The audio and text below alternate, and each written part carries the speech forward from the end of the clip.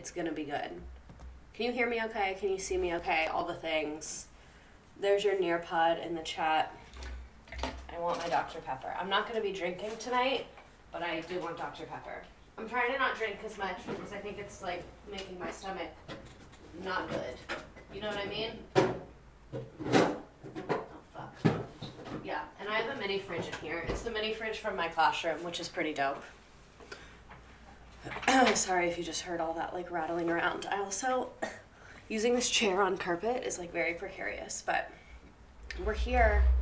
We're here. I voted today, and I worked today. Work was pretty chill today. I was having a hard time focusing. I kind of was like, today. I don't know how to describe it. I'm hoping this will wake me up a little bit. Hello, Methadone Daddy, Wonder Catch John. Welcome, welcome. Welcome, welcome, welcome. I'm reusing my cup from earlier so it becomes environmentally friendly. Hi, Lemur Banana. Hi, Sarah Dancan. Hi, hi, hi. You're excited? Synthmax 3K. I'm excited too. This is going to be a good stream. At first, so I really doubted myself. I almost changed the topic this morning because I was like, wait, this is going to be so depressing. And then, fuck, that's so good. That's exactly what I need right now. I was like, this is going to be mad depressing.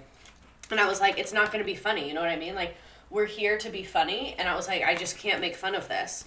But as I started researching it, I was like, it's actually perfect because the government is so fucking stupid that we're going to be making a lot of fun of the government. I'm at Alan Shee, redeem posture check. I might have to delete that reward. I'm going to be honest. Fuck. This is so good.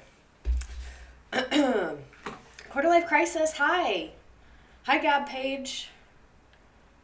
Hello, this is going to be very informative. I like how you all haven't seen the slides, but you've already decided it's going to be very informative.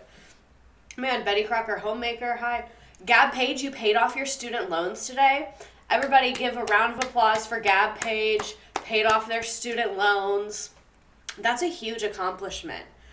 And Seven Vaughn, first time chat. Thank you for coming. Welcome, welcome. Megan LaFlame, today I did an LGBTQ competency PD at the school. That's amazing. Katrina was the first time I saw how stupid the government is. Gab Page, that is incredible. How'd you do it? Slay Gab Page, no more loans. I started grad classes in elementary education, and I'm scared but excited. It's going to be great. It's going to be amazing. I love it. It was physically painful, but I did it. Hi, Schmork's first time chat. Welcome. Okay, so let's go ahead and get into it because I was a little late jumping on here today, but when am I ever on time? You know what I mean? That's just not really my style to be on time to these. I used to be such an on-time person, and I want that back. I desperately want that back. Becca's resubscribed with Prime. Thank you, thank you. OMG, not Flotus. You finally get to catch me live. Welcome. Glad you're here live. Time is fake anyway. Tax returns and COVID relief money made it possible. Nice. Nice.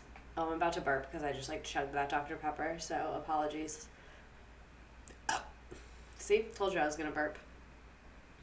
It's actually like really not okay that I just did that in front of 82 real adult live people. Well, not necessarily adults. A lot of y'all are in high school, which like, hope your parents are cool with this. That's the rules. But sometimes I think about that. Like I'll say something or do something really embarrassing and then I'm like, those are real people. Like real people perceived that. Like that's how they view you. And I just like wig myself out a little bit because that's weird. I have 75,000 from art school. It's rough. This is the first stream I've been able to make in a while. Hi, K Pineapple. I learned more here than I did in public school. Good. I'm glad you do. Let's go ahead and get started though. I did want to give a little bit of a warning because we're going to look at pictures and videos and like they're rough. Like I'm just going to look at you right now and tell you that it's like not good. Like the pictures and videos are not ideal. Okay, so now that we got that out of the way, that's the content warning. If you jump in late, sorry, hope by the title that was informative enough. So the reason why this is so bad is because New Orleans is actually below sea level. So though about half the city lies below sea level, the average elevation is 6 feet below sea level and it's completely surrounded by water. So that's not really that good. I'm not an engineer, but like Here's a diagram of what it looks like. Actually, I like this diagram better. This diagram is the easiest to understand. Parts of NOLA never recovered from Katrina. Like New Orleans East still looks post-apocalyptic in places. Yeah, we're going to talk about how a lot of the areas never recovered. But if you can see, the city is like below sea level. Like there's the city, there's sea level. So that just doesn't seem good to me. Like I said, I'm not an engineer, but I don't know. Here's another view. Like here is the, which side is which? Here's the Mississippi River. And then here is the lake shoreline, and then this is where New Orleans is. So, like, there's Canal Street, there's the Dillard University campus. Like, this is showing the layout of the city. It just doesn't have the buildings on there. That really stresses me out, right? It stresses me out, too. Like, I don't understand why they weren't more stressed about it. Like, if I was living in this city and I was, like, the government, I'd be like, this shit better be tight. Like, we need someone checking it literally every day. This Dr. Pepper is so fucking good. Something about it being in these cups. Because even I didn't expect it to be that good. Because I poured it from this into this cup. But it's so good. That city should have been watertight. Exactly. Here's a map so you can see, like, here's the Mississippi River, and then here is that lake. So the areas in yellow are at or below sea level. I didn't learn much about Hurricane Katrina, so I'm glad I'll learn today. It literally floods every time it rains. I'll email you pictures. Oh my God. I live in South Florida and it also floods a lot here. But yeah, here you can see that's the layout. It's very much below water. So the first failure actually happened 40 years before because of the Flood Control Act, which was authorized by Congress in 1965, and it commissioned the Army Corps of Engineers to construct defenses to protect Louisiana from flooding for $738 million. And unfortunately, the project wasn't due to be completed until 2015. This was like, a lot happened in between here. I'm really like abridging it. Like we skipped a lot. I want to acknowledge that. But this was the plan, is they put it in charge of the Army Corps of Engineers, and then it didn't get done until 2015. Like, it was just like ongoing for that whole time, which I don't understand. I don't understand how it takes that long, but whatever. But worse than that, the Army Corps of Engineer Corps was a federal agency, and they cut corners to save money. Engineers built levees on areas with weak sand and peat, which is like sand clayish goo. I don't know how to describe it. Instead of firm clay sections, and had inadequate pilings, so like the actual pile on top, they only put 10 feet when it should have been 17. When I lived there, some of the floodwater pumps literally caught on fire and mid-city flooded bad. People were on kayaks going to bars. Oh my God. Basically, the government passing it off as no big deal, not a big deal until it was a big deal. Am I allowed to ask for homework help here at the end? It depends what your homework is. If I know it, I'll help you. But if I don't, I'll be the first to tell you that I don't. But here's the actual law that put it in, like, the authorization of the Army Corps of Engineers. Geology 101. Ooh. I'll try. So I have a feeling a lot of us don't really understand how a levee works. So when we're saying, like, they built it on sand and it wasn't tall enough, this is how a levee works. It's basically a hill. So then when a river rises, instead of like going out across the entire floodplain, which like this is where New Orleans would be, it hits the levee and it stays like relatively contained. This is good because then people don't lose their homes and stuff. But it's also really bad because it messes with the way the river flows and can mess with the land and like the ecosystems and stuff. Oh my God, Insomnicats subscribed and then immediately put my teaching certification photo. But anyway, so America fucking up. What else is new? Shale, sedimentary rock, magma. Oh God, we can't talk about geology. But anyway, this is how levees work. This is what was supposed to prevent this, but clearly it didn't. Oh, I remember what I was saying. Why levees are kind of good but kind of bad. Kind of good, protects people's homes. Kind of bad, fucks with the way the river flows, and it can mess with the land over time. So like this is off topic, by the way, where the river rises and floods out the land is really good for farming because it makes the land like super, super fertile, but like it's going to destroy any structure. So what really is the solution is like, we just don't need to have people living in floodplained areas. You know what I'm saying? Because like areas flooding and unflooding and rivers changing course over time is normal, and that's a part of the environmental process, and we just like need to not fuck with it. Tristy guy, OMG, so glad you have more content. I love you on TikTok. You keep my 23-year-old mind growing and thinking. Oh my god, thank you. Oh yeah, there is a conspiracy about this. A lot of locals believe the government blew the levees on purpose in lower income neighborhoods like the lower Ninth Ward. There is conspiracies around that. They don't really have evidence that they blew them up on purpose, but the government did do that in like the 1920s. Because basically, like, if a levee breaks, all the water, like, let's say this levee breaks, all the water is going to go to this side. So if you want to protect this side, you can break this levee, and this side's going to be, like, extra protected. You know what I'm saying? So that is a conspiracy theory, that they made it, like, made the flooding worse in predominantly black neighborhoods, but they don't really have proof of that. I think, like, so many things, it probably wasn't overtly intentional, but there is proof that the levees were like not as strong in the predominantly black neighborhoods as they were in the white neighborhoods. So I think it's more like out of negligence than overt, which doesn't make it any better, but it's an important distinction. You know what I mean? You could literally hear them blowing the levees in you could hear them blowing levees and the lower Ninth Ward was underwater for 30 days. I 100% believe it. That's crazy that you could hear it. I didn't know that. Did anyone watch Naked Brothers Band episode Polar Bears about Katrina? I live in Texas. This is a thing. It's wild.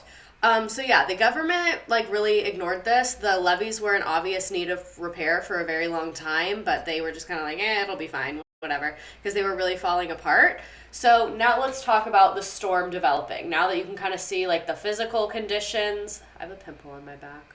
Feel it. Now that you can kind of see like the physical landscape of the area and like the protection that was in place, let's talk about the actual storm.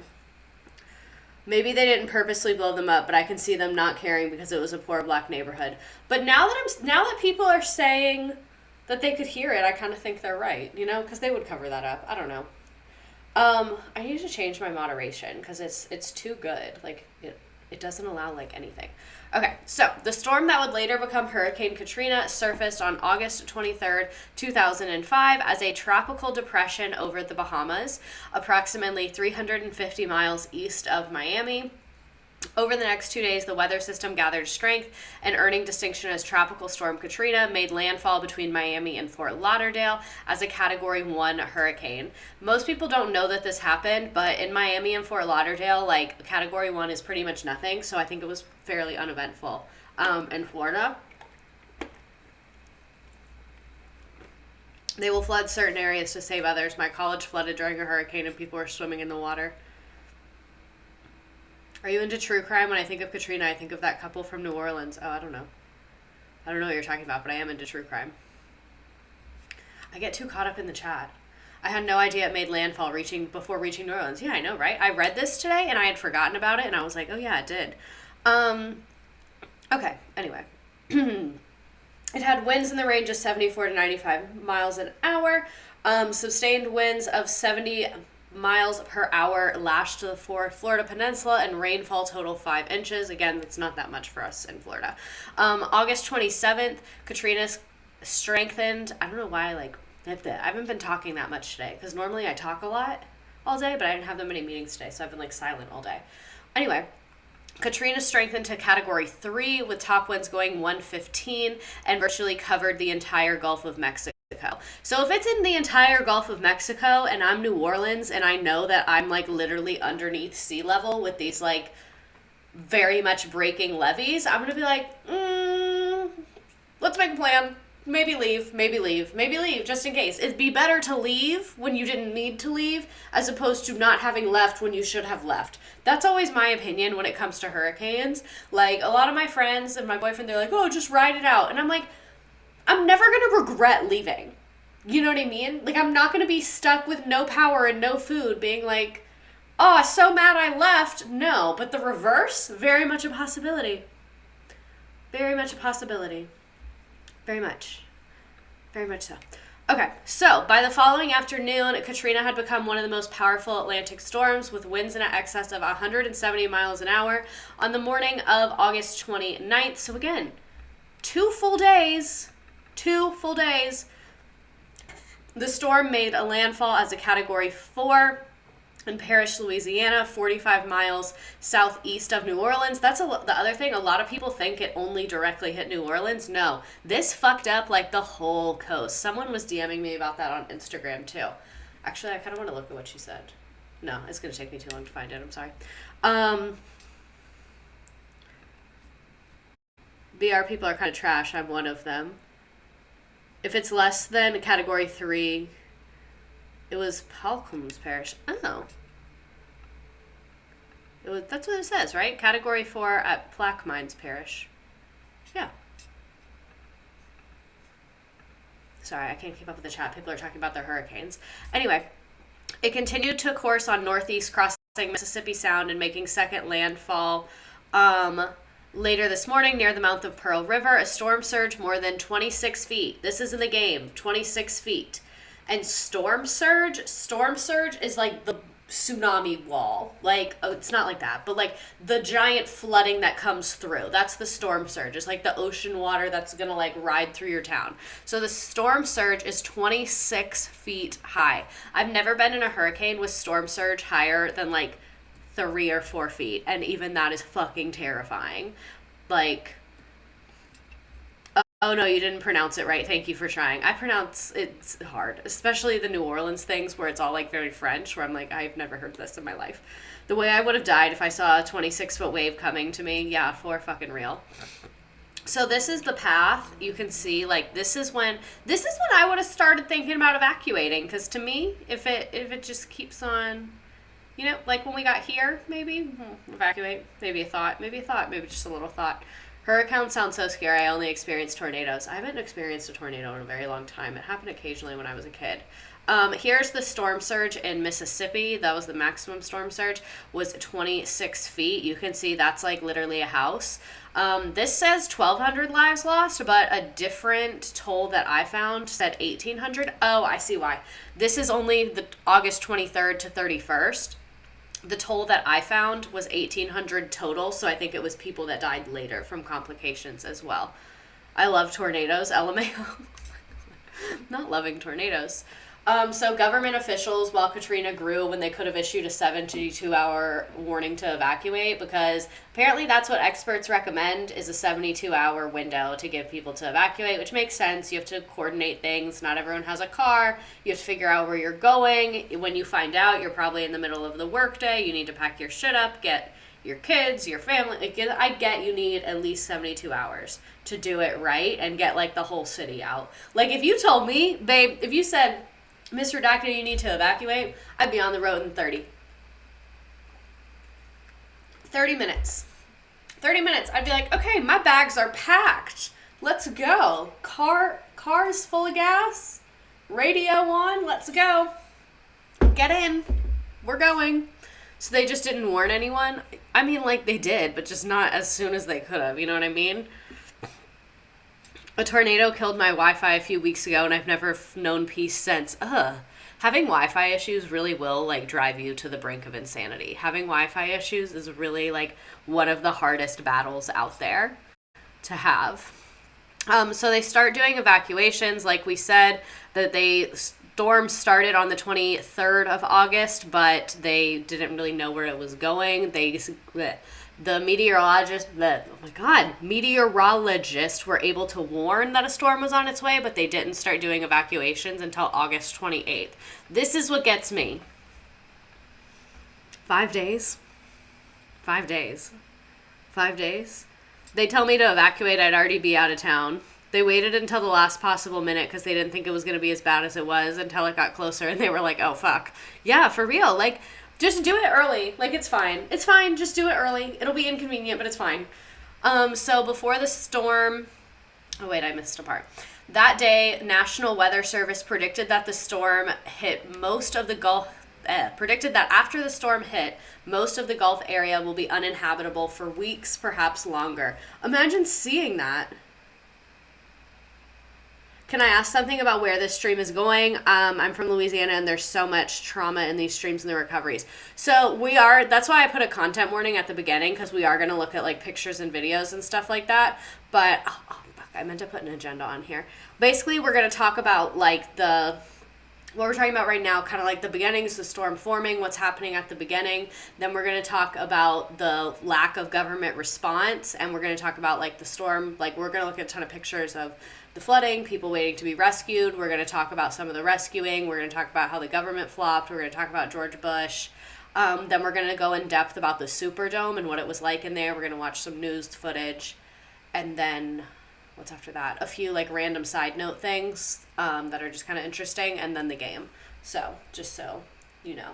It's definitely not like super trauma porn where we're going to like read tons and tons of people's accounts and talk about like all these terrible experiences of individuals. There's one slide where we go into like individual trauma. So if it's a sensitive topic for you, I might bow out of this one. I'm going to be honest. Because it is pretty like, not graphic, but like blunt, if that makes sense. Okay, so back into it. Where was I? Okay, before the storm, officials worried that the surge could overtop the levees, shocker, cause short-term flooding, but no one predicted levees might collapse below their designed height. Neighborhoods that sat below sea level, many of which housed the city's poorest and most vulnerable people, were at great risk of flooding. This would be the lower Ninth Ward. That's what it's called, right? I always mess it up. I always mix it up with something that's a similar name of a different place, the lower Ninth Ward. The day before Katrina hit, New Orleans Mayor Ray Nagin issued the city's first ever mandatory evacuation order. He declared that the Superdome, okay, thank you, because most people either go full trauma corn or gloss over everything but the storm itself. From what you said, I feel comfy to stay. Okay, bow out at any moment. We won't be offended. Okay, so he also declared that the Superdome stadium located on relatively high ground near downtown would serve as a shelter of last resort. They took last resort like last resort has a very different meaning to me than it does to them. It seems like they got to their last resort relatively quickly. For the people that could not leave the city. For example, over 112,000 of New Orleans residents did not have access to a car. So that's what I'm saying. Like, for you to do a 24-hour mandatory evacuation when, like, 1/5 of your city doesn't have access to a car, like, did you think that that was just going to work out? Like, what was the plan?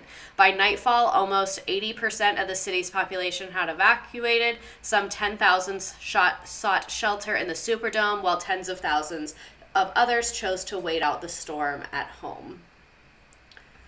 It's the waiting at home for me. I get it. It's your property. You feel like you're going to be okay, but I'd go. I'd have to go. I'd be like, I'm not built for this. I'm not built to not have access to electricity and water. That's not a life that I can be living. Absolutely not. So the storm hits, like we said, August 29th, 2005. Katrina makes landfall as a Category 3 near the Barras Triumph, Louisiana. I would also have to go. Well, I had no idea that many people didn't have a way to get out. I only ever heard of them blamed. Yeah, exactly. If you only have 24 hours and you have no car, like, do you think the bus ticket's going to be available? Do you think you can call someone in another state to come pick you up? Like, not having a car sucks. How sensitive are they during evac orders now? It's like more willing to call mandatory evac since Katrina hit. Not really. Leaving home would be scary, but staying below sea level is probably more frightening. Yeah, I also think it's more frightening. So storm surge in an area affected up to 22 feet in New Orleans, up to, well, some say 30 feet in Mississippi, and breaches to 53 different levees in greater New Orleans, and a section of the 17th Street Canal levee gives way, allowing seawater from the lakes to go into Mid-City, Garreton, Gentilly City Park, and neighborhoods further south and east, and 80% of the city of New Orleans is flooded. 80% of the city is flooded within one day, which is crazy. I know people that live next to the levees and just have a boat and life jackets if shit goes south. I know that, like, that's their life, but it just gives me anxiety. Like, I'm glad that it's their choice. Like, I rock on. Like, if that's what you want to do, good for you. I hope it goes very well for you. Truly. But I am scared. It gives me anxiety. Can my email shut the fuck up, please? God, why do people email me? Oh man, can you still hear me okay? My computer just did something that like kind of scared me. It just got really quiet. It stopped doing the little ventilator noise. So what happened to the people that were still in the city? If the 80% of the city is flooded and 20% of the residents are still fucking there. So as this already strained levee system continued to give way, the residents of New Orleans were faced with a city that by August 30th was 80% underwater. Many local agencies found themselves unable to respond to increasingly desperate situation as their own headquarters and control centers were more than 20 feet underwater. Because, like, if you call the police are also underwater. Like, if you call the fire station, they are also underwater. If you go to the hospital, they are also underwater. Like, it's a whole disaster. It's a whole natural disaster. Not Katrina related, but I remember watching something on the Weather Channel, and they were in the attic. Oh yeah, we're going to talk about that. We're going to talk about the attic. Ugh, sad. Okay, so this is like trigger warning. This is like trauma. Like, this is a first-hand account, and it's trauma. Like, when I said what happened to people still in the city, we have 2 first-hand accounts, trauma. And then that's it for first-hand accounts. So this is from a Tulane professor, Douglas Brinkley, who's actually British and wrote this from England. I don't know. But anyway, he said, abandoning my house in the Garden District, my wife and I made a vertical evacuation with our kids to the 15th floor condominium of my in-laws at One River Place. So one, I get the logic of going up high, but I would just leave. Like, why would you go into a tall building? Because, like, what if it falls down? And then, like, we have no power, we're stuck up there. Like, I get it. I'd rather be in a tall building than a house, don't get me wrong, but the first idea should just be leave, you know? Like, maybe let's just go. So as the storm arrived, I watched the white-capped Mississippi roaring backwards and high winds blow apart huge riverfront warehouses where Mardi Gras floats were stored. This must have been crazy to see from the 15th floor. This must have been absolutely crazy to see from that high. Once the winds died, I went on an inspection tour of the French Quarter. Of course he goes outside. Like, I'm sorry, but that's how you know it's a white dude, because they will be in the middle of a natural disaster and be like, let me go check things out. Like, what are you going to do? What are you going to do? What are you going to do to improve the situation? The moment I feel the building sway is the moment I have a panic attack. We can't talk about that. I went on my inspection of the French Quarter. My gut verdict was that structural damage aside, my city had survived the 130-mile-per-hour winds, but that upbeat assessment soon dissipated when I wandered toward the Bywater neighborhood, a contingent of city police nervously huddling, looking panic-stricken. They told me that the industrial canal had breached and that disaster was upon us and the Big Easy would soon be flooded. Get out of here fast. Why are you outside? Did you take an elevator down and go outside? That was the plan? My college campus went from 23K students to about 6K after Katrina. Damn. When I was 5, we had a blizzard and my dad took me outside to play. I did not have fun. Drama queen, that is a story that I would like more details about. Hotels price gouged knowing people were fleeing. Yeah, I'm sure. Capitalism.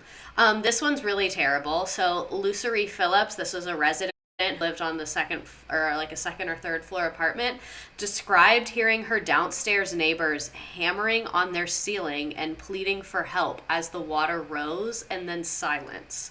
That is horrifying. That is so horrifying. Imagine hearing your downstairs neighbors, like, on the ceiling. It literally sends chills over my body. And they have a lot of stories of people that, like, were climbing up in their houses and then, like, drowned on their second floor or in their attic. But a lot of people, like, would bring an axe with them. That's what you're supposed to do, like, people that are, like, no emergency preparedness stuff. So you can axe through the attic and stand on your roof, like, if it gets to that point. So that's a tip. If you're in a hurricane area, you should have an axe in your house. Just in case. So we're going to look at pictures. There are, like, trauma pictures in here, but I tried to not make it super trauma porn and, like, just kind of make it informative. So it kind of starts with nature, and then the pictures of, like, people in the superdome are more down towards the bottom. So axe preparedness is too real. Yeah, exactly. Just got full body chills at that. At first I read that as full body chilies, and I was like, what do you mean full body chilies? Is that new? Because I had chilies today. Chilies day. Not related to Katrina, but Louisiana flooding. The flood of 16 flooded my Oma's house 6 feet. We have some antique furniture that made it through the flood. Oh my God. They don't make things like they used to.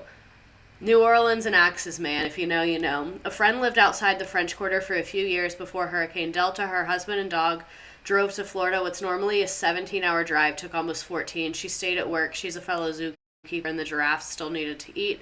After the storm, power was out 3 weeks, and the government still hasn't learned after Katrina. Hashtag chili day. Full body chilies. Okay, so I'm going to add full body chilies to the merch list. And hopefully they don't sue me for copyright infringement. I feel like they'll be cool with it.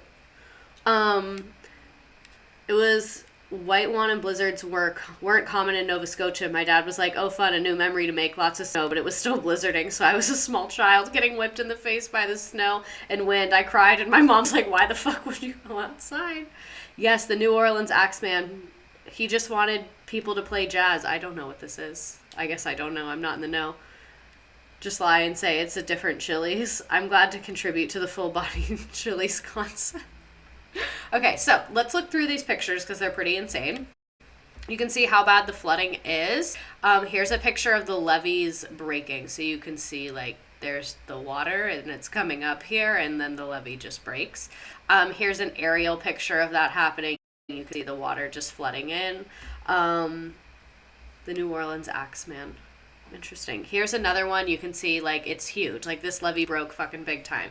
So it's not just that like one specific levee broke. It's that like pretty much all of them did. Here's a map of the flooding. So areas in black had over 10 feet of flooding. This is the lower 9th ward. This is the area that honestly still has not recovered. This is Lakeview. Lakeview actually has recovered pretty well, which shocking. Lakeview was a like middle class, upper middle class white neighborhood, and the lower 9th ward was a black neighborhood that was predominantly lower class residents. So Lakeview rebuilt much faster, but you can see really, really bad flooding. Even this red color is still 6 to 8 feet, and there's so much red like over the entire city. Here's another picture. You can see just flooding everywhere, and there's the city in the background. Lakeview is all rich-ass people. The prison stories from Katrina haunt me.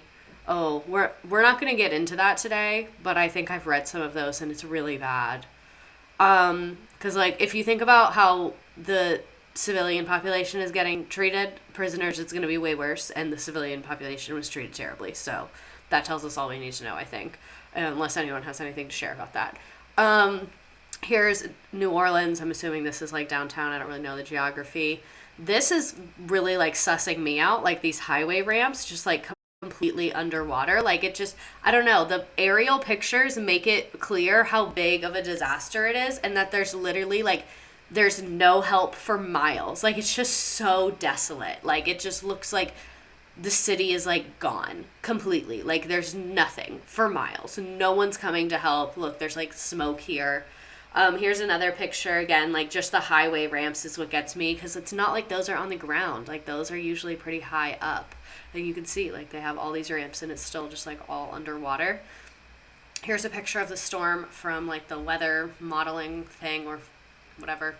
And then here's a picture of the superdome. So you can see like it's the superdome itself is on higher ground, like they said, and you can see like people literally walking for miles through water to try and get there. So my family actually had like a Katrina refugee family that came to live with us that my mom found through a church group, and they made like this trek. Like they got evacuated to Atlanta, where I grew up. They got evacuated from the superdome. Oh, it looks like the chat is broken. Thank you. So what the fuck is going on? Sorry, I was being weird. This family that came to live with us, they were evacuated from the Superdome, where they had walked from their house. I think they said it was like over a mile that they walked or something like that. It was far, but not as far as some other people had to go. And 2 of their kids couldn't swim, so they put them on a mattress and floated them, like paddled them to the Superdome. Citizens took refuge in a prison, taking resources from prisoners as well. How long did they stay with you? I don't remember. It wasn't that long. because part of it was like we also like got them set up with apartments and stuff like that. Like they stayed with us while we helped them find like apartments and jobs and things like that. And so at the end of this, we're going to talk about how a lot of people never went back, and I don't think that family went back even years after Katrina. My mom like tried to stay in touch with them some, and they were still living in Atlanta because like they had a job, they had an apartment, they had all these things there. The Cajun Navy was all volunteers to help, and they still do. Yeah, we're going to talk about them too. But this is the Superdome. You can see people are coming for miles. Again, content warning, this is where it starts to get a little bit graphic. Here's everyone crowded outside the Superdome waiting for help, and then you can see like the military presence there. I had so many friends in Atlanta who were from New Orleans. Yeah, a lot of people evacuated to Atlanta. So what gets me here is just the absolute mass of people that's here. Here's another picture. You can see people were told to bring their belongings with them, like bring supplies because they didn't have supplies there. We're going to talk more in depth about the Superdome. Don't worry. But here's a picture again of someone, they would like spray paint on their roof. You can see they like got through the roof, it looks like, from here. Please help us, people, dog, cat. Here's people on their roofs as well. You can see waiting to be rescued. Help. This is an iconic picture with the American flag. This was on the news in a lot of areas, I think. Here is, they look pretty young. They look like teenagers to me, like kids. She looks like a kid. She looks like a teenager to me, but might be mother-daughter. I don't know. You can see just like barely escaping floodwater. Here's that other group from a different angle. It's a Pulitzer Prize winning photo because of the American flags and the help. You can see they just how desperate people were, because think about like, God, this is absolutely horrifying. Yeah, I told you these pictures were rough. Because you can imagine, like, living through the actual storm, like, fighting for your life to get to the roof of your house, and then laying there for, like, a full 24 hours before anyone comes to get you, and writing help for the planes coming overhead. Like, that's terrifying. Here's more people. Looks like a family on top of their home. And then mother, sister, wife, 3 children, 8, 12, 14, 9-month-old baby, no food, no water, please help. So yeah, horrifyingly rough pictures. And Katrina survivors are the strongest soldiers for real. Like one second of dirty water touching me and I would have been down. Like, people from New Orleans, people from Louisiana are a different type of tough. Different type of tough. It's wild to me. This is crazy. Not tough like, yay, good job, but like, damn, y'all are survivors. I get why people are so traumatized. Okay, not to interrupt, but I just got word I'll be on MSNBC around 9:20. I'm going to try and finish by 9:20 so that we can all watch you. Okay? We're all going to watch you at 9:20. I'll be done. Everyone yell at me and make sure I get done. We're already on slide 18. They're a different breed. Favorite streamer called Louisiana People Tough, OMG. Like, y'all are built different. Like, y'all are built different. I see why people are so, like, traumatized from Katrina. Like, now, I knew it was bad, but, like, looking at this as an adult, I'm like, this is really, really bad. I feel like this is a stupid question, but were there fish in the floodwater? I would imagine so. I would imagine there was creatures.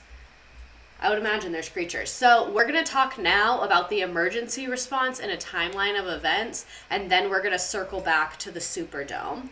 I skipped therapy for this. Y'all, do not skip therapy. I hope when you say skip, you meant rescheduled. The fish would freak me out a bit, not going to lie. Have you ever looked up people that live down in the bayou closer to Grand Isle? The bayou people, like, they're very tough people. My friend said the hardest zookeeper at work is a Katrina survivor. Rescheduled the rescheduled. I've got therapy tomorrow afternoon. Great. Glad we all have therapy. So why was this so bad? Like, why didn't it get better? Like, why was everything so terrible? Let's get into the government response. So for one thing, many people had nowhere to go. Like we said, they didn't have a car to get out. So at the Superdome, where supplies had been limited to begin with, officials accepted 15,000 refugees from the storm on Monday before locking the doors. So that's why all those people were outside, because it was like if you didn't have anywhere to go, you go. And then they were like, we're locking it down for the storm. And then after the storm, more people started showing up because they were like, I need somewhere to go. Like, my house is completely flooded. So city leaders had no real plan for anyone else. Tens of thousands of people desperate for food, water, and shelter broke into the convention center complex, but they found nothing there but chaos. Meanwhile, it was nearly impossible to leave New Orleans. Poor people, especially without cars or any place to go, were stuck. For instance, people tried to walk over the Crescent City Connection Bridge to a nearby suburb, but police officers with shotguns forced them to turn back. Why are we bringing guns? Like, how is that going to make it better? How is that going to make it better? It's almost like Joel Osteen in his church. So Katrina pummeled large parts of Louisiana, Mississippi, and Alabama, but the desperation was most concentrated to New Orleans. Before the storm, the city's population was mostly black, around 67%. Moreover, nearly 30% of its people lived in poverty. Katrina exacerbated the conditions and left many of New Orleans' poorest citizens even more vulnerable than they had been before the storm. So since Katrina, the public has been really upset over the government response for the slow and ineffectual handling of the disaster. And basically the reason why it was so bad, oh my God, ZK Butterworth is here. The reason why it was so bad is essentially like red tape and like bureaucratic bullshit. So in the event of disaster, the way that it's supposed to work is that local governments are the first to take control. And then if they're overwhelmed, they request assistance from the state. And then if the state is overwhelmed, they can get the federal government involved. So it's basically a system where the affected area has to request assistance. But like, if the requested area has to request assistance, or if the affected area has to request assistance, but they have no phones or electricity, how are they going to request assistance? This literally sounds like an apocalyptic movie. No, it really is. Where was I?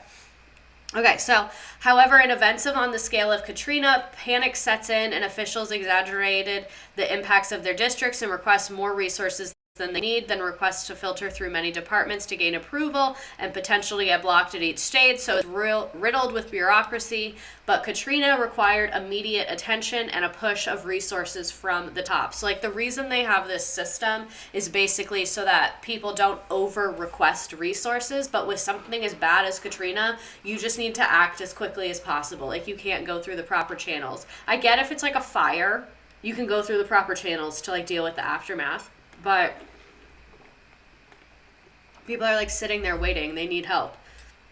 We still do with other storms. It was an apocalypse. We had looters. We still do with other storms. Wild. Where was I? So they had a trial, like the Hurricane Pam trial was basically like a hurricane drill. And in the trial, it showed that the evacuation of New Orleans would take at least 72 hours. So it's like really the government flopped on a lot of fronts. The fact that the evacuation was only 24 hours, when in the trial it showed it needed to be 72. And this is me whenever I realized that bureaucratic bullshit caused human suffering. This is real. This is me. Exactly. So many people are still looking for family members. Yeah, like they had no documentation. Wait, guys, I'm trying to be responsible with my time. How long do streams usually last? We're going to be done by at the absolute latest 9:20 because quarter life crisis is going to be on the news. Hey, government girl, you flopped again. Because, like, does it look like these people can call for help? Read the room. Just show up. Like, the federal government didn't show up because they were waiting to be called. Like, look at it. Why even run a trial if you're not going to listen to the results? Exactly. Leslie Knope would have had binders for this. The government didn't really care because a large population that was in harm were minorities. Okay, not rushing at all. Good. Glad no one's rushing at all here. Exactly. Does it look like these people can expect for help? Like, did they expect them to send out a carrier pigeon for help? Literally, like, they're like, oh, well, the New Orleans PD never called us. New Orleans PD is underwater. What do you mean they never called? Bush was like, I pretend I do not see. He was like, it's fine. Everything's fine. So the mayor also knew that 100,000 residents didn't own cars and were going to rely on public transport, but he made no plans to supply the public transport, so he earned the nickname Bus Nagan because he turned down an offer to offer our presidents evacuated. Sorry. Part of this is like transcribed from a video, so it had like weird typos. Ignore the word presidents. So he turned down the offer from like the president of the company, I think, to have a fleet of yellow school buses. In his response, he said, "You've got to be kidding me. This is a natural disaster. Get every doggone Greyhound bus line in the country and get their asses moving to New Orleans." Not only did the Greyhound buses never arrive, the school buses were caught in floodwaters, and 150,000 people failed to evacuate on those buses. Like, they could have used buses, but they didn't. So the last train out of New Orleans offered seats. The last train was an Amtrak train. They literally have a Greyhound station downtown. I'm glad I didn't have consciousness during Bush, because I would have smashed my head. I just logged on. What did I miss so far? We're talking about Katrina. So Amtrak was like, "Hey, we're getting our equipment out of here. Do you want to put people on the train?" And the city was like, "No, we're good. We don't want to put people on the train." So basically, the federal government took forever to step in because they were waiting for the call. And then after 2 days, they were like, "Oh, I guess we'll just go." And then the local government just like kind of was making stupid decisions before the storm because they didn't think it was going to be that bad. What the fuck? If a school bus made it in time, I would have boarded it with no question. Who gives a fuck about a Greyhound? Exactly. If I was stuck in New Orleans with no car and they were like, "We have a school bus, we'll drive 6 hours on it," I would have been like, "Where's my seat? Anyone want to share? I brought a snack bag." Like, I would have been fine. So let's go through a little bit of a timeline again so you can see the government response and how bad it was. August 29th, the storm makes landfall at 6 a.m. FEMA doesn't start to show up until late in the day on August 30th. So to me, that's 2 full days. Other states offered aid, I think. Yeah, exactly. Other states did as well. The mayor should have been held for criminal negligence. The first sentence was, "Bush was the worst," because I heard my mom say it so much. She's very proud of that. That's so funny. So Louisiana Governor Kathleen Blanco ordered the complete evacuation of the Louisiana Superdome, evacuees to be transported to the Astrodome in Houston, Texas. Looting and violence spread throughout the city of New Orleans, including carjacking with reports of gangs armed with guns controlling large parts of the city. This is literally like the apocalypse and is terrifying. But also the media showed a lot of people that were just trying to get like food and water for their families. And they were like, "Look at these looters," when like, let's tone it down. That's not looting. To me, it's like trying to get food during a disaster, but I digress. So the Coast Guard, this is in the game, the Coast Guard rescues 1,200 people from rooftops in New Orleans. Think about that. 1,200 people from rooftops. From rooftops. What kind of lack of planning is that? From rooftops. The government doesn't give a fuck about us and really doesn't give a fuck about black people, so that's why the Hurricane Katrina response was so bad. Yeah, pretty much. We honestly didn't even need this stream because Bye Baby Angel said it all. Rooftops. The context was 9/11 and he somehow got worse. Oh, that's the other thing. I can't believe I forgot to mention this. Part of why FEMA was so bad is because FEMA was like underneath the Department of Homeland Security. And after 9/11, we started putting all of our Homeland Security money into anti-terrorism. So disaster response had like no money, no funding, nothing was up to date. Like no one gave a fuck about disaster response. And what gets me, like, I get it. Terrorism's important. We have to keep ourselves safe, whatever. But like terrorism may or may not happen.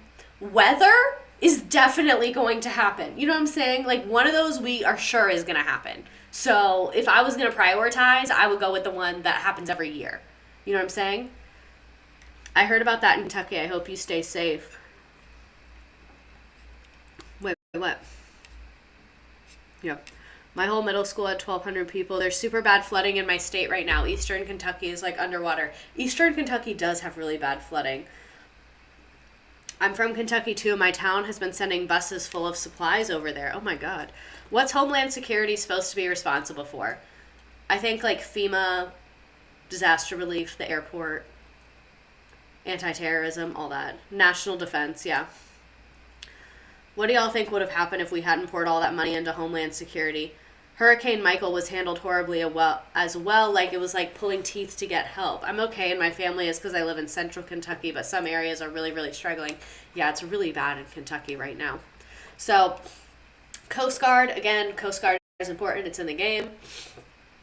Coast Guard rescues 1,200 people from rooftops, and the U.S. military begins to move ships and helicopters to the region, and then FEMA begins its search and rescue operation, and then FEMA begins setting up temporary hospitals for the sick and injured, and the Red Cross launches disaster mobilization. By the end of the day, 75,000 people were housed in temporary shelters.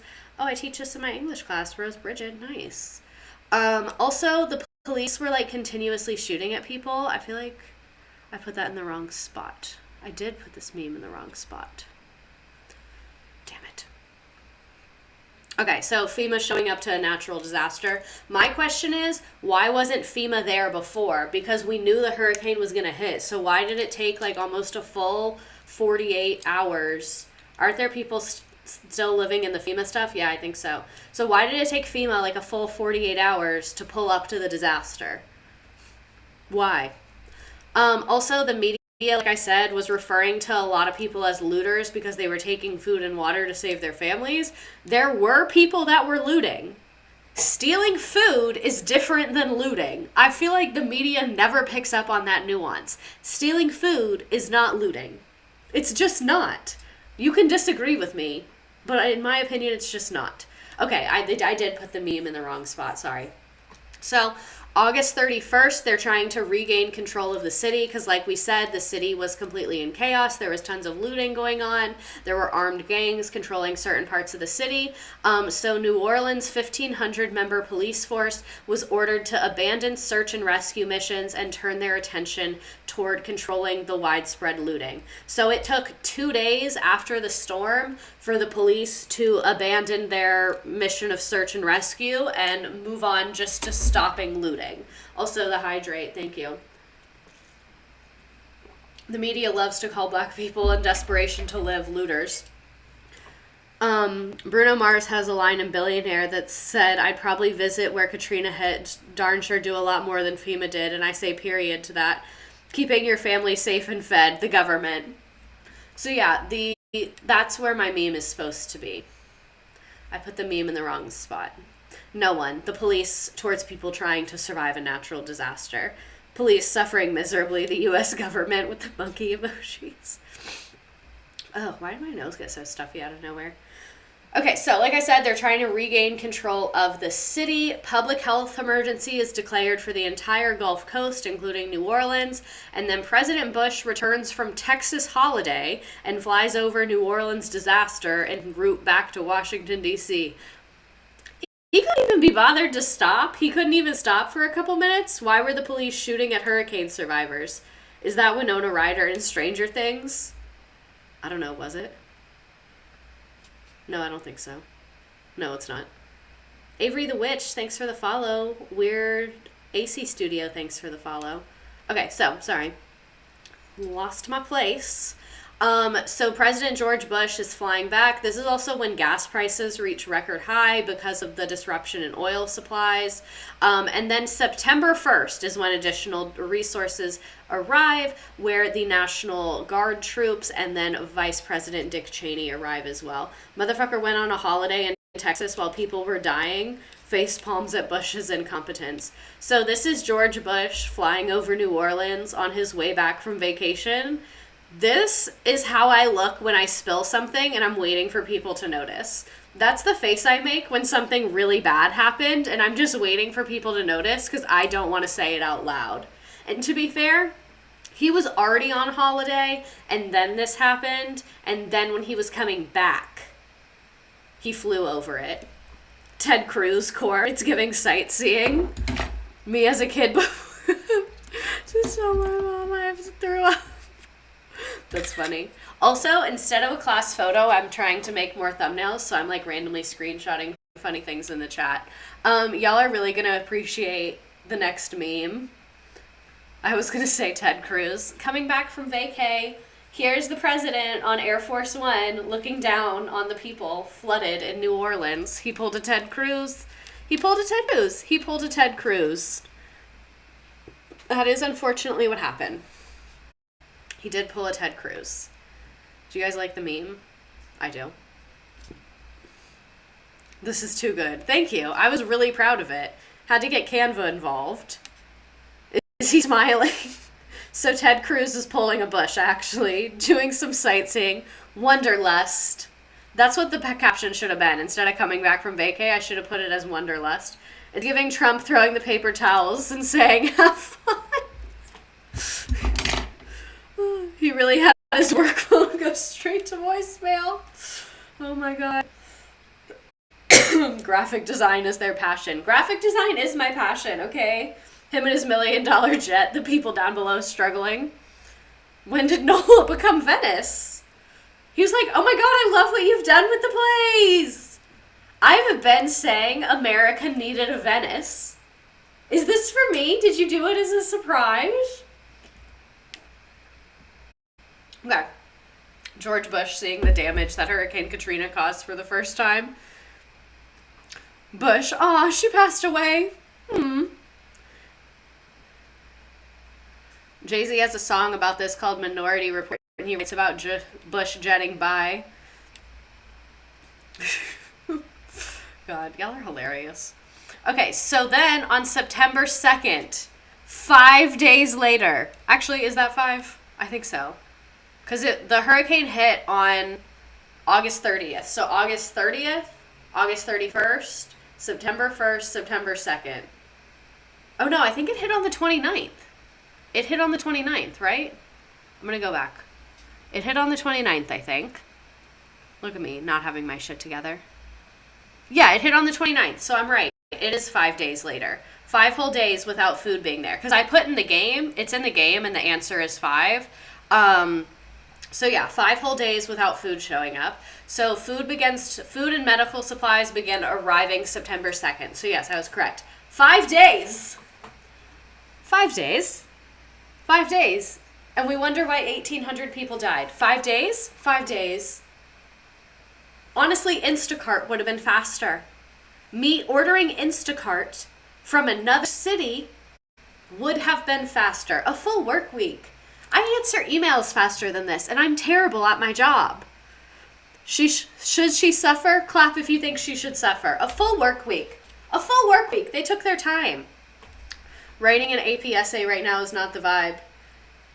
So, like, what gets me is, like, FEMA should have had the food ready nearby because we knew the storm was coming. You know what I mean? Like, we didn't know exactly where the storm was going to hit, but we knew a big-ass storm was hitting, and we just had nothing. Like, we didn't prepare at all.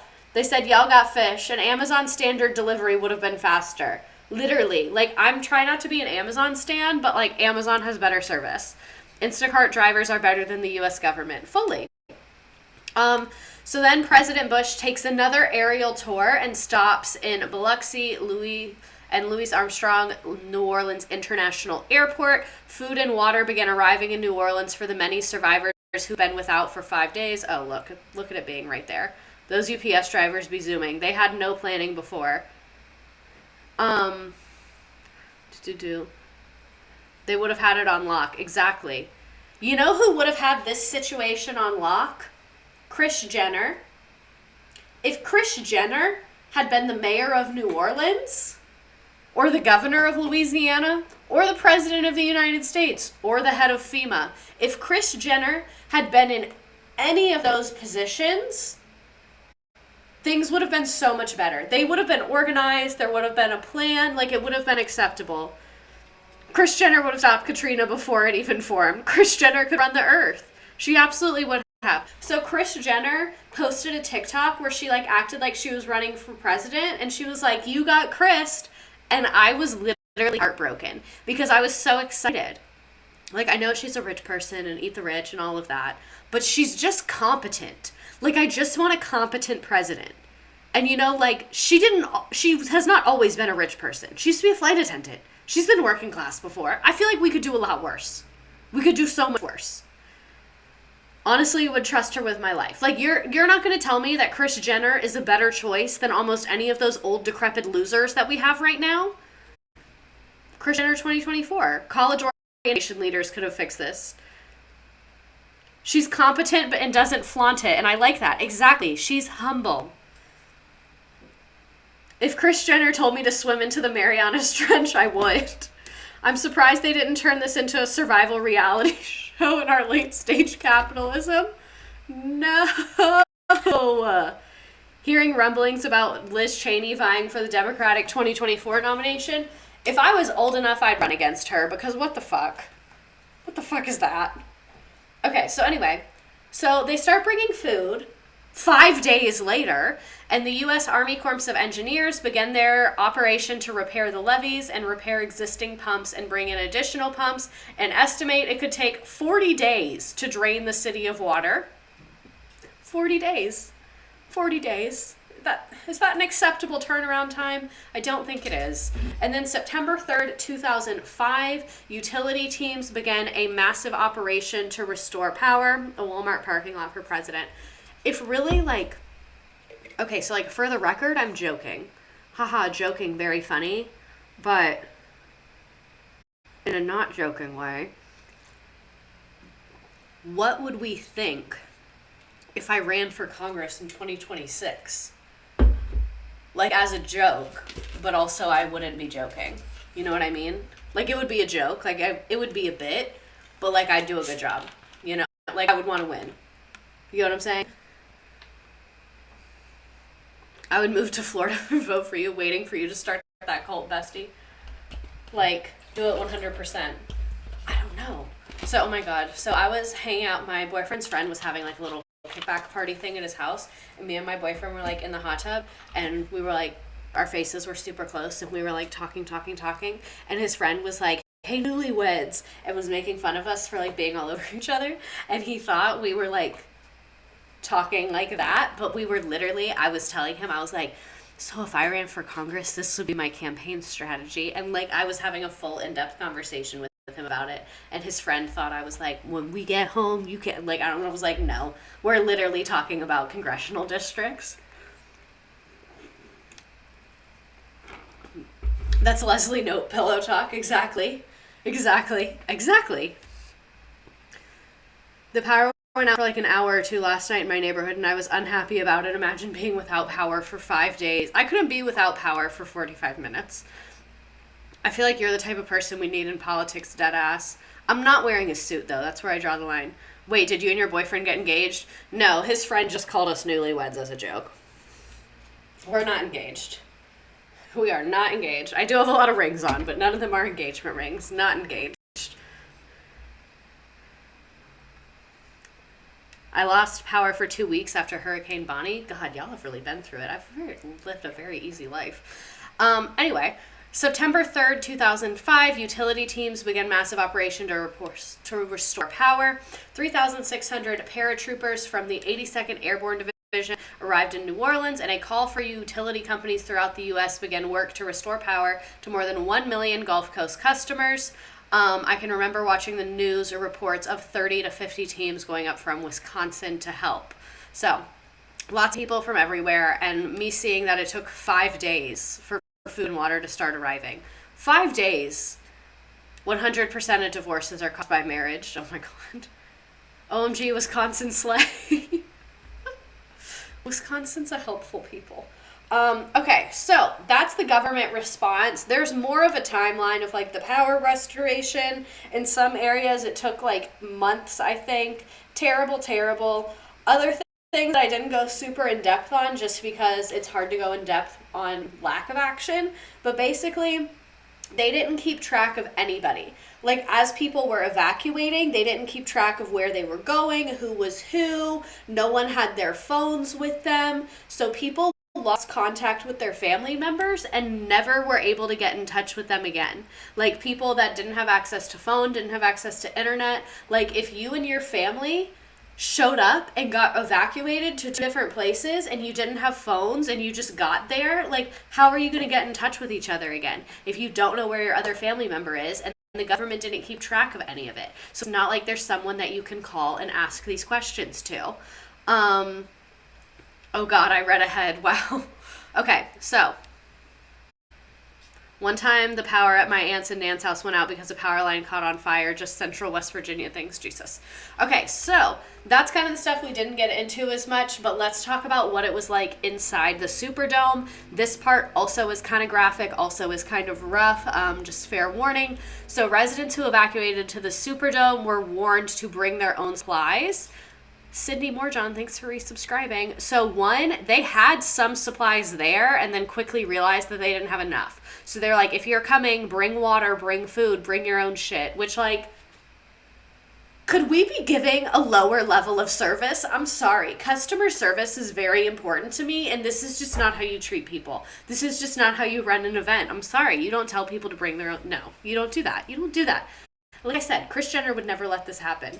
Bring their own supplies from where? Exactly. It's like most of them don't have cars, which is why they're here. So they're probably going to have to walk here. And bring what? From where? Exactly. Bring your own survival gear. Their houses were literally destroyed. Well, some of this was before. Some people, they were evacuating to the Superdome like in the hours before the storm. Oh, shit. What did I just knock over? Oh, it was the Dr. Pepper. It didn't spill, don't worry. Not them saying BYOB at a natural disaster. They can't just hop over to Target, party at the Superdome, bring your own survival gear. God, the chat is hilarious tonight.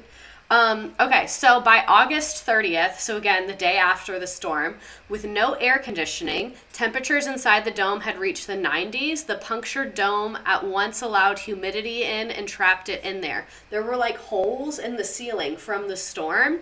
Tempers began to flare as hunger and thirst deepened. Food rotted inside the hundreds of unpowered refrigerators and freezers spread throughout the building.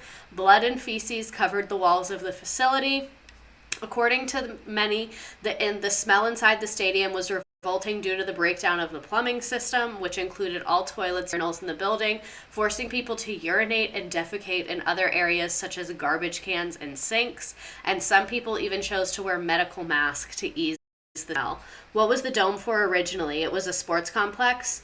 Yeah, it was like they played football there. It's the Mercedes-Benz Superdome now. Yeah, like the Saints, I think, played football there. So it's like a field with like stadium seating, just for so you know what you're like. And we'll watch a video. We'll watch a video of it. That has to violate some Geneva Convention rule. I'm mauling hearing you say, "Oh my God, this is frustrating. This is really triggering my autistic outrage at unfairness." Oh. Sorry, that just made me realize something about myself. I will be revisiting that later. Okay, where was I? So when the serious flooding of the city began on August 30th, after the levees had broken, the Superdome began to slowly fill with water. Again, 2 full days before they started bringing them food and water. Now the Superdome is filling with water, though it remained confined to only the field level. So everyone that had been on the field just went up in the seats as the water's rising. Thankfully, the mask detail is too full circle. That was gross. Thankfully, the water didn't rise too much. So, like, those people in the seats were fine. Like, no one died in the Superdome because of that water. People did die for other reasons in the Superdome. But still, like, imagine being in there. You've already experienced all this trauma, and then the water starts to come up inside the Superdome. Later that day, Louisiana Governor Kathleen Blanco ordered New Orleans to be completely evacuated. By this time, the population of the dome had nearly doubled in 2 days to approximately 30,000 people.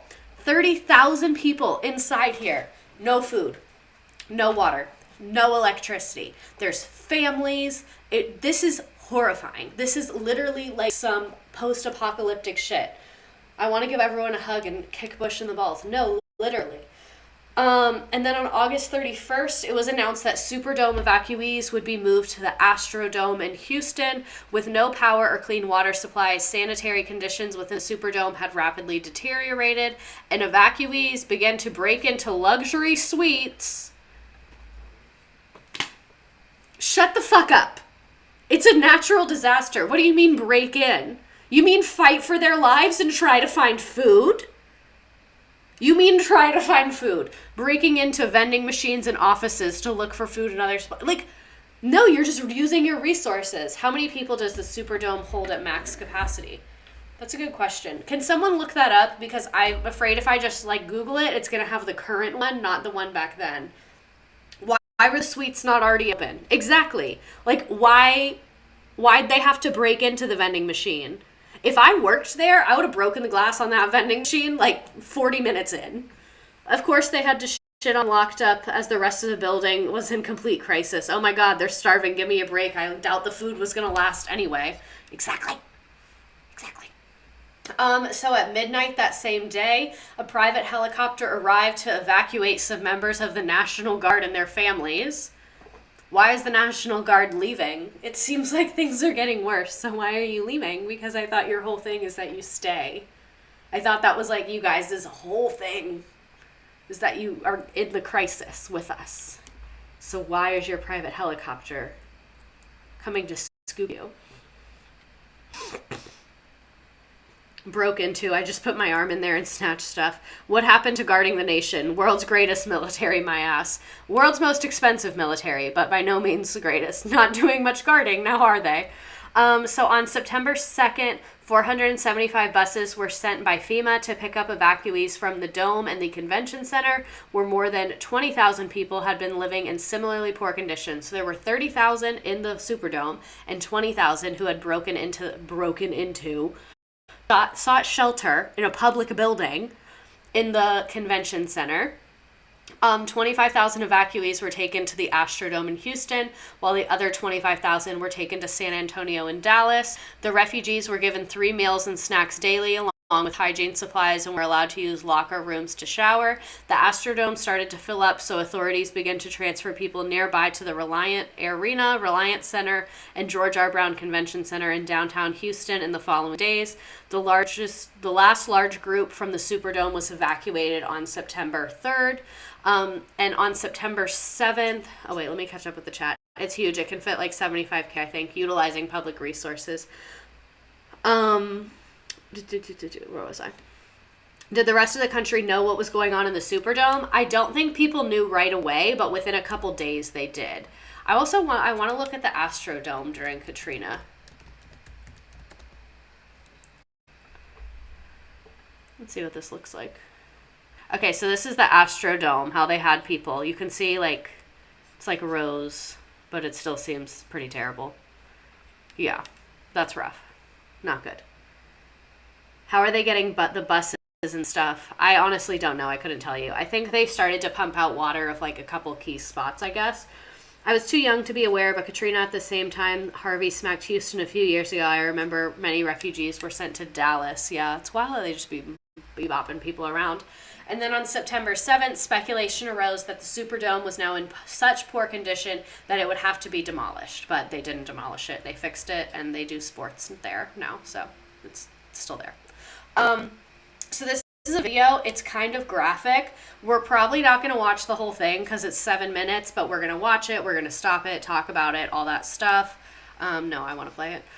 So yeah, this is a video of the Superdome in the following days. They really weren't letting media in there that much, obviously, because they were like trying to get supplies in and shit. But this is a couple days after it got evacuated. It's not the Mercedes-Benz Superdome, their contract ended. No wonder schools didn't teach us about this in depth. It really punched the American greatness idea. Is it after the people left? Yes, it is after the people left. There's still people there, but not that many. And it shows video from people are there. It's pretty, like, it's not horrible, but it is kind of graphic. You're looking at the first incredible... Ooh, let me read this comment first. They demonized people staying in the Superdome in the media. They talked about how much assaults and crimes were committed by refugees and so little about why people were there in the first place. And, like, thank you for the trigger warning. I get lots of anxiety about videos of suffering. Yeah, feel free to, like, tap out and tap back in. That's the other thing is, like, they're like, oh, these people are being so violent. Anytime you have many people together lacking basic resources, violence breaks out. That happens time and time again when you study it. No matter the demographic, the ages, the place, the conditions, like when humans are under life-threatening conditions in big groups of people and there's scarce resources, violence breaks out. If anything, it'd be weird if violence didn't break out. So it's like our job is to avoid situations like that, you know? Like, not to take the responsibility off the people that did terrible things, because, like, that's not chill. You shouldn't assault people. But you get what I'm saying. Video from inside the New Orleans Superdome since the evacuation. We were the first camera crew allowed inside. Same. Shafts of light from gaping holes in the roof illuminate the scene. Remnants of hell for up to 35,000 people. To get here involved an incredible journey through the abandoned city where the only traffic is army trucks. We waded through floodwater that has become a toxic soup. As we come out of the floodwaters, we kind of hit this ramp where, as you can see, there are personal belongings all along. This is where people camped out for days waiting to be rescued. It's not pretty. Mountains of people's belongings left behind when they were rescued live the landscape. I met Lieutenant Colonel Scott Elliott of the Texas Air National Guard, who told me the real heroes at the Superdome were the evacuees. The real action was the people. What they put up with, and the loss of their homes, people lost family members. As we enter the Superdome's dark, forbidding corridors, it's easy to see how families were separated, how there were reportedly rapes and sheer anarchy. The field itself looks like a battlefield, a sharp contrast with the... So you can see it's literally like a sports arena, and you can see it's super dark. Lots of families got separated. You can see how easy it would be to get separated from your family and ending up getting evacuated to 2 different places. With the palatial stadium, which staged so many spectacular sports events over the years. Our guide inside the stadium is Airman Chris King. He's as overwhelmed as I am. The smell is absolutely overpowering. He did say that. This is disgusting. Pretty indescribable. Really, no words to describe it. Pretty awful. There's no electricity in this building. The only available light coming in from a few holes up in the ceiling. You can see a water cooler here with some empty drinks that people had in the first days. They said BYOB. I mean, people ate here, they slept here, they went to the bathroom here. They had no choice. They had nowhere else to go. But it's absolutely disgusting and revolting to look at it and to smell it all these days later. Everywhere there are poignant reminders of the loss and suffering. This is very sad to think that a little boy or a little girl's toy is left here in the seats. Probably something that gave them a lot of happiness in the days they were left stranded in here. I told you guys this was pretty dog bad. Toy.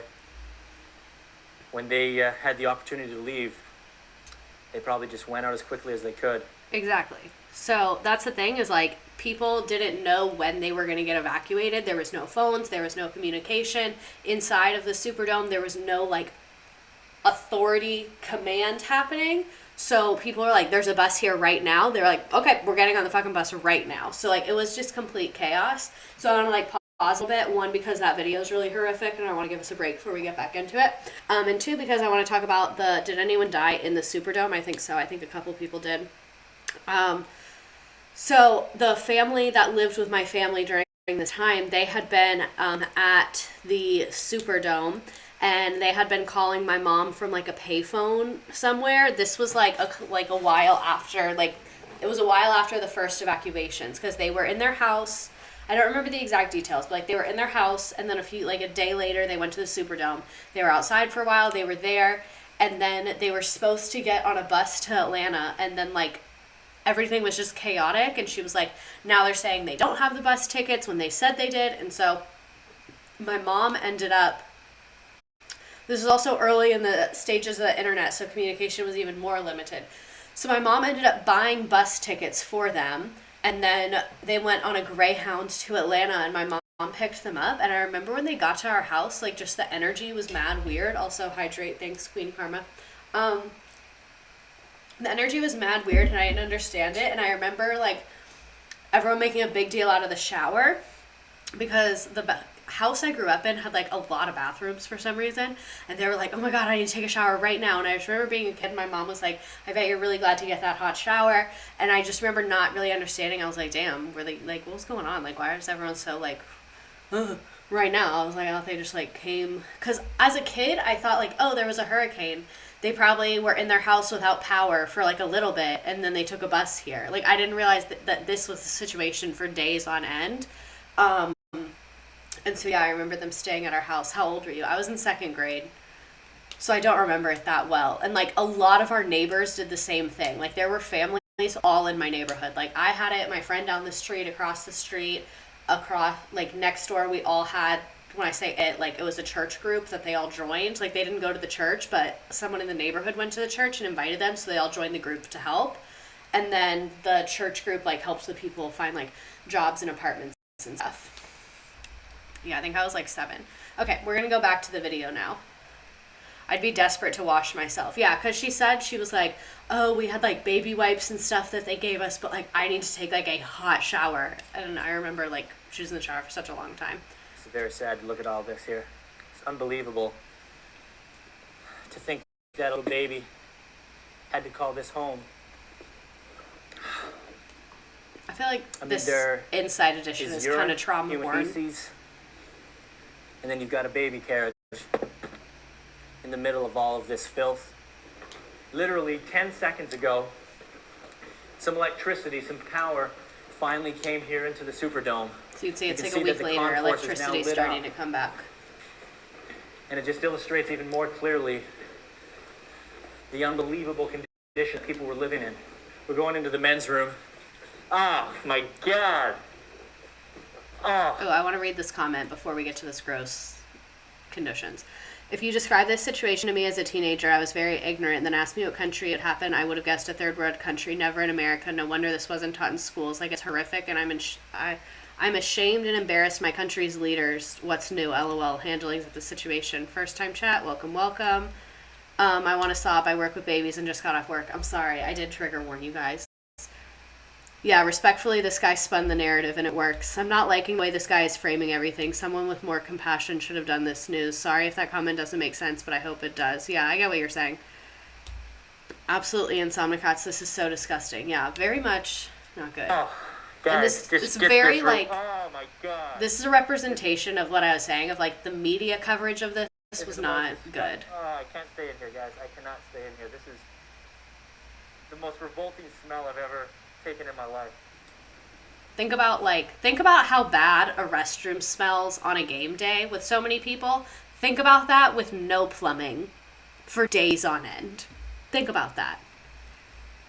Yeah, the way they're talking about the situation is off. I can't put my finger on why. Maybe it's because of the time. I think it's off because they're talking about it like it's not the fault of anyone. Like, they're talking about it like a natural disaster where you would talk about, like, look at the tree that fell, look at the house that got destroyed, but, like, it's not sitting right with us because this is the fault of human mistakes and this is human conditions that were created.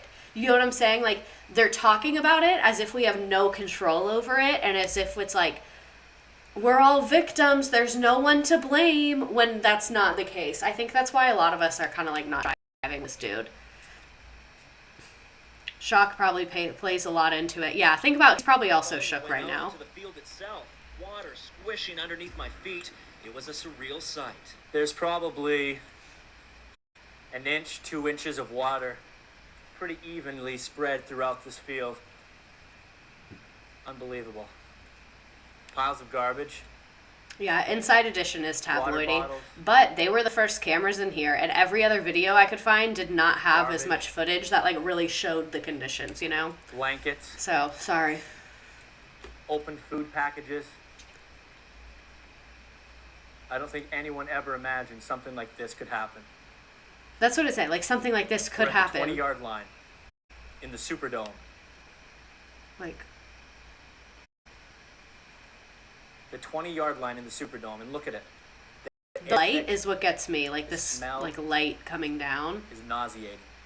I spent only a fraction of the time thousands of terrified people spent in here, but I couldn't wait. He makes to it sound escape like refugees should have been suffocating cleaner or more atmosphere sanitary of while this trying to nightmarish survive. place. I get that from his tone, but I think This it's is also the- just, like, the his Fawn shock. nursing home, where 14 This is a nursing patients home. died. Another day, another nursing home nightmare in New Orleans. You can see where the water line got to. It's only about, I'd say, 2 feet. And you can tell by looking at the markings here that no body was found inside of here.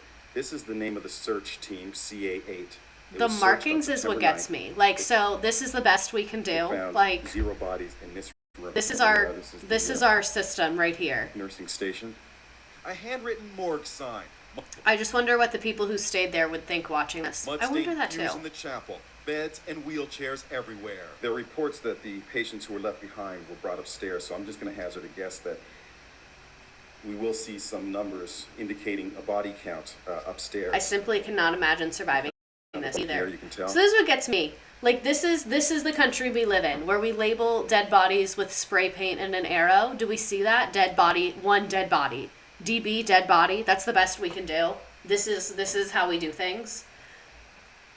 Does anyone ever take formal responsibility and apologize? Do they ever admit they mishandled the entire thing? Yes. Bush apologized. Bush said, like I take full responsibility for the failure of the federal government response on this. Like, it was an apology. It was a pretty, like, cut and dry one. I've been debating watching that 5 days at the memorial show, but it feels kind of insensitive, to be honest. I don't know what that is.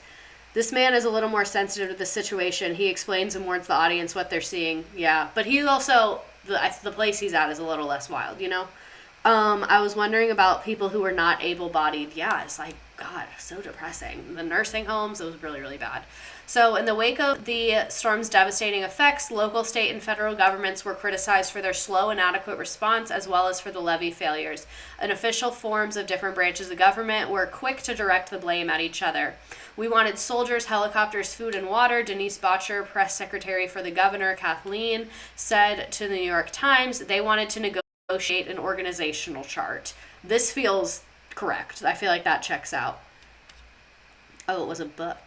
The mayor of New Orleans, Ray Nagin, argued that there was no clear distinction of who was in charge, telling reporters the state and federal government are doing a two-step dance.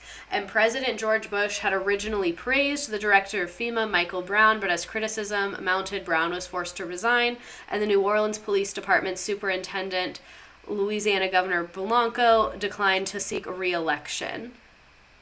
Was to resign, as was... Oh, sorry, I misread that. Brown was forced to resign, as was the New Orleans Police Department superintendent, and then the governor declined to seek re-election. So basically, everyone in the government was like, sorry, goodbye. Why does it matter who's in charge? Just both fucking do something. Like, maybe, if we all just tried our best, we would come to a solution. Maybe if we all just tried our best, it would work. And then Congress launched an investigation in February 2006 called a failure of initiative. So there was some responsibility. And this is a quote from the president like a week or so after. He said, "Many of our citizens are simply not getting the help they need, especially in New Orleans, and that is unacceptable." And that's literally the president of the United States.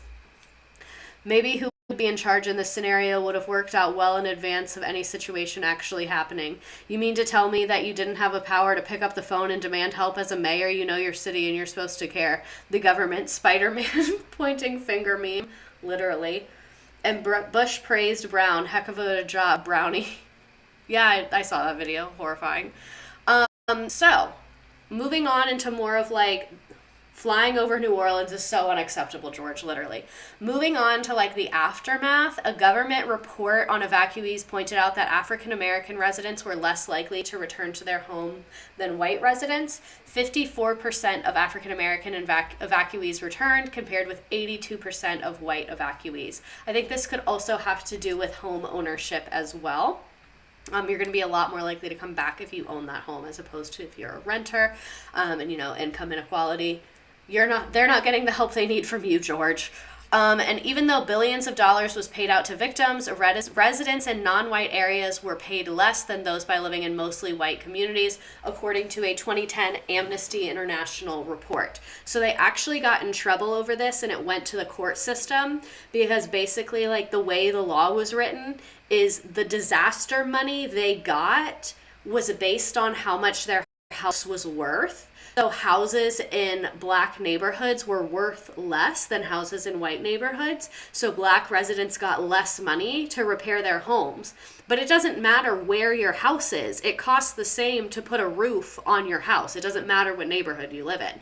So there was a lawsuit and they won. A lot of the homes were turned into vacant lots because they didn't have enough of the money to like rebuild it. Like the money they had was barely enough to cover the rest of their mortgage, let alone rebuild, you know? Okay, so the result has been that relative to other parts of New Orleans, there has been a little redevelopment in the lower Ninth Ward since the hurricane. Though New Orleans regained the majority of its pre-Katrina population, reports show that it is not necessarily being replenished by former residents, an indication that many evacuees were either unable or unwilling to return, according to Amnesty International. Have there been lingering health effects for those who survived this? I'm sure there have been. Like again in the East and Lower Ninth, driving around, you can see a lot of the houses were pre-Katrina. So one of the obstacles that prevented African Americans and low-income residents from returning was lack of affordable housing. Much of the rental housing in the city was destroyed and never rebuilt, and for years after the storms, rent was up 40% higher than it was before Katrina. So if you lived in an apartment or a house that you rented and it got destroyed, and now you're in Houston and you are in a random apartment in Houston now, and you have a job in Houston now, and the rent in New Orleans has gone up 40%. It's 9:07, just a time check. Thank you. What time did I say we were finishing? 9:20? Let me hurry the fuck up. We'll be done soon. Oh my god, I totally lost track of time. This always happens to me. So, of the 250,000 odd people who escaped to Houston after the hurricane, 100,000 remain permanently there a decade after the storm. So also, this is in the game. Houston, Houston, Houston, Houston, Houston, Houston, Houston is in the game. Houston, Houston. So side note about FEMA trailers. FEMA did work quickly to set up a temporary accommodations for 95,000 people. They had mobile homes that cost $1.3 billion. However, they had like poison things in them that gave people cancer. They literally had carcinogenic formaldehyde, and only 17 families ended up occupying these, so it costed $125,000 to $200,000 per family. And then in 2008, the government finally admitted that FEMA trailers contained that carcinogen, and then a lot of people got sick from that. So a lot of people got sick not only from the hurricane, but because of the FEMA trailers afterwards, and the people started complaining of illness pretty quickly. Like in 2006, they were already complaining of illness from living in the FEMA trailers, but a lot of them lived in them for like a very long fucking time. Another side note, oh my god, we're all talking about our Taco Bell orders. Also, ZK Butterworth told me to hydrate. I fucking love my water. Other side note, the Cajun Navy. So the Cajun Navy is an informal volunteer group that was created during Hurricane Katrina. Also, happy birthday. It's someone's birthday. Chrysler Chic, it's your birthday. Happy birthday. Okay, so former Louisiana State Senator Nick Gatrow, I don't know how to say that, put out a plea across local television and radio for anybody who wants to help the people of New Orleans, please come down to the Acandia Mall. Between 350 and 400 boats and people showed up, and the makeshift Navy, known as the Cajun Navy, is credited with rescuing more than 10,000 people from flooded homes and rooftops. 10,000 people! So who would you trust more, the government or the Cajun Navy? Also, we're about to play the game, so if you want to join the Nearpod play the game, there's the link in the chat. The Cajun Navy is giving me hope in humanity again. I know, I wanted to end, so we still have the game, but I wanted to end on like a positive, like I wanted to end on like a woohoo, you know? 10,000 people, yeah.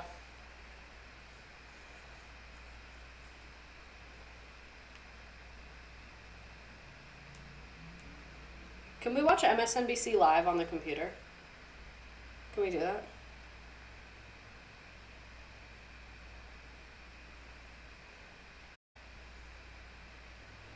You have to have like the app shit. Annoying. Annoying. How do you do this website? Oh, if you just type your name in, so you go to the link and it'll be like, what's your name? Type it in and then it'll let you join. If you have 2 devices or whatever. I'd love to watch together. Me too. I'm trying to figure out how we can. But yeah, I absolutely trust the Cajun Navy more than the government. Zero bones about that. But let's go ahead and play the game. Let me pick a good one. I'm going to pick the sports one because I like the music. Not beach. Beach and underwater would be very insensitive. Or was it jungle that we liked the music on? I think it was sports. Okay. Who ordered the Baja Blast freeze? There are very few times I trust the government. So if you want to join the game, join the game. While you're doing that, I'm going to try and find Quarter Life Crisis on MSNBC so we can all watch. YouTube, maybe? How do I watch it live? Stressed out. No, can't watch it live on YouTube.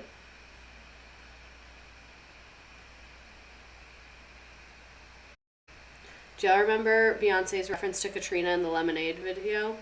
No? Now I need to rewatch the Lemonade video. How do we watch MSNBC, you guys?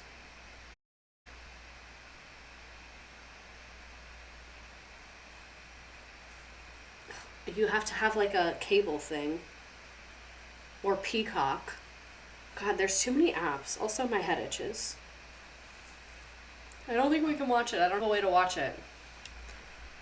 I'm going to give people a couple more seconds to join the game. I put the link in the chat again. There's 22 people on the game. I'm just going to itch my head with this claw clip. Just pretend that that's not happening right now. Thanks. Do you have any tips for teaching? The chat is broken and it's broken on this. Do you have any tips for teaching about trauma events without completely traumatizing your students? I don't know if I have any tips for that. I would just say like kind of what I do here. Like I give a lot of warnings. I'm like, hey, this is going to be like pretty bad to look at, just so you know. Why are we trying to watch MSNBC? Kenzie Frenzy, first time chat, because Quarter Life Crisis, one of our #1 best friends, is being interviewed on MSNBC. So we want to watch it, but we can't figure it out. When I click live at the top of MSNBC's website, it says I get a 10-minute live preview, so it doesn't require login stuff. Can you send it to me? In here twice because I got booted. It's okay, it happens. And focus on resilience and people who fought back, not letting it get entrenched in misery. Exactly. Someone post the MSNBC link, and I'm starting the game because otherwise we're not. Sorry, that's loud.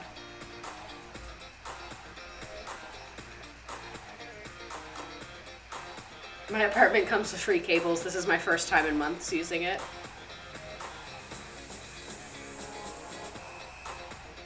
What time did Quarter Life Crisis say it was? 9:20 or 9:30?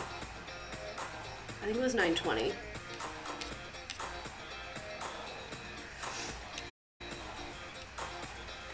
That's what I thought.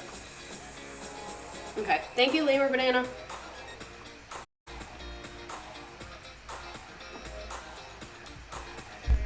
Cool. I'm going to wait till right at like 9:20 because it's only going to give us the 10 minutes. I don't think it'll be more than 10 minutes though. My head is so itchy. All right, we're on question 3. The levees were built strong and it's shocking that they broke.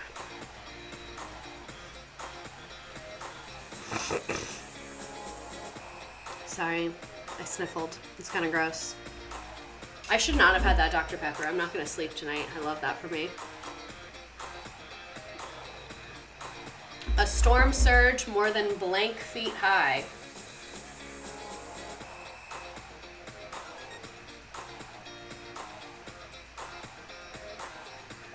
"26 feet high."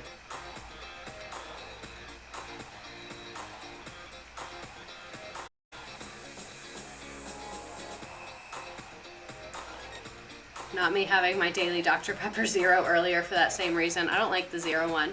How long were people given to evacuate? 12 hours, 1 day, 3 days, or 1 week?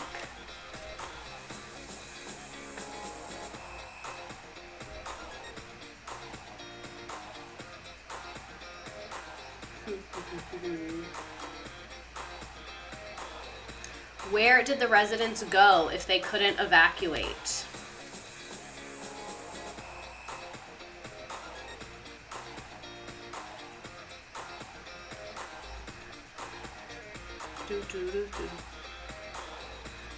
I hate it, but I can't argue with the lack of carbs at the moment because I track my foodies. Valid. Is Rachel Maddow on MSNBC? I love her. She's my fave. I don't know. I don't really watch cable that much. Or the Chris guy. I don't know cable news well enough. I watch NBC Nightly News to stay informed. The federal government stepped in immediately. That's false. They were waited to be called. They're on commercial. They'll be on in like 2 minutes.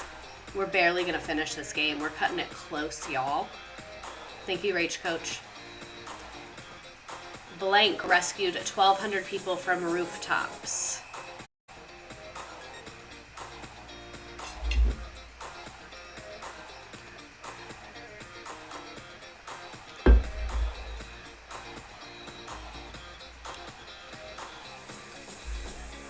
Alrighty. 2 more questions.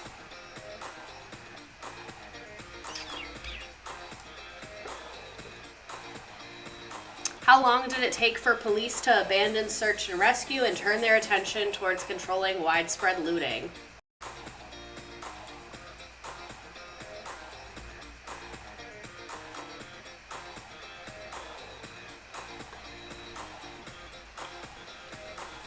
Two days.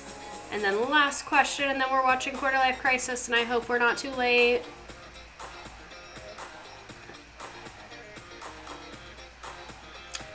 Of the 250,000 odd people who escaped to where, up to 100,000 likely remain there permanently a decade after the storm.